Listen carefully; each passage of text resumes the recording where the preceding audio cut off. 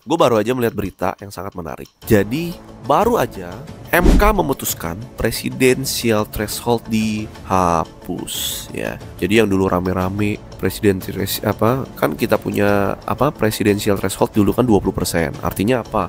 Untuk mencalonkan diri menjadi presiden itu harus diusung oleh partai yang jumlah kursinya mencapai minimal 20% baru bisa maju sebagai presiden gitu ya. Dan tiba-tiba MK memutuskan ini dihapus.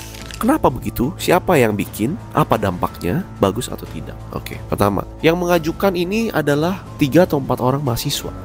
Lucu ya, 3 atau 4 orang mahasiswa mengajukan ke MK, ternyata diterima. Terus udah gitu, apa dampaknya? Oke, pertama untuk sekarang mungkin nggak ada dampaknya, karena presiden kita udah terpilih ya, Pak Prabowo.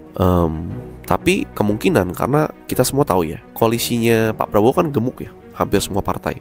Dengan adanya penghapusan presidensial threshold ini, mungkin akan banyak partai yang mulai kabur atau mulai berkhianat gitu ya. Karena ngapain lagi bergabung? Kan next time 5 tahun lagi semua orang bisa mencalonkan presidennya masing-masing gitu. Dan mungkin prediksi gue adalah nanti bakal banyak muncul partai baru, termasuk mungkin Pak Jokowi juga akan bikin partai baru supaya bisa mencalonkan presiden sendiri. Mungkin ya, ini kan prediksi aja. Lalu bagus apa enggak? Ya, menurut gue bagus.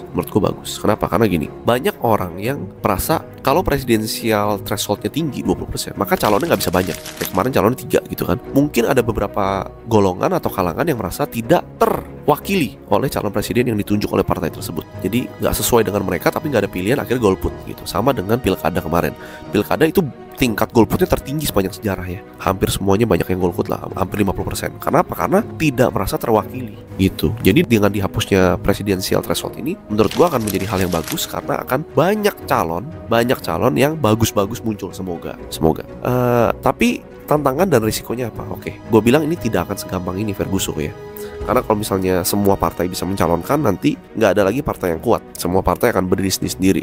Jadi menurut gue, anggota DPR akan melakukan perlawanan atau melakukan pembatasan. Ya oke lah, threshold sudah dihapus, tapi mereka akan berusaha untuk masuk dari celah yang lain, mencari celah yang lain, misalnya dari segi usia atau batas jumlah presiden atau apa, nggak tahu lah. Mereka punya taktik, mereka kan orang pintar semua. Itu satu. Kedua, tantangannya itu tadi ya, pasti akan ada ganjalan-ganjalan dari orang-orang yang memiliki kepentingan. Semua orang politik itu memiliki kepentingan. Mereka bersatu hanya kalau kepentingannya bertemu. Yaitu teman-teman politik itu memang brengsek. Lalu, resikonya apa? Ada resikonya. Dengan jumlah, misalnya kita anggap inilah ya, semua berjalan mulus, tidak ada hambatan, tiba-tiba banyak muncul calon presiden. Satu, nantinya popularitas lah yang akan menjadi kunci. Satu, popularitas. Dua, uang. Takutnya dengan banyak calon kayak ini, persaingan politik uangnya makin kacau, makin mahal. Kedua, orang yang populer belum tentu bagus. Masalahnya di situ.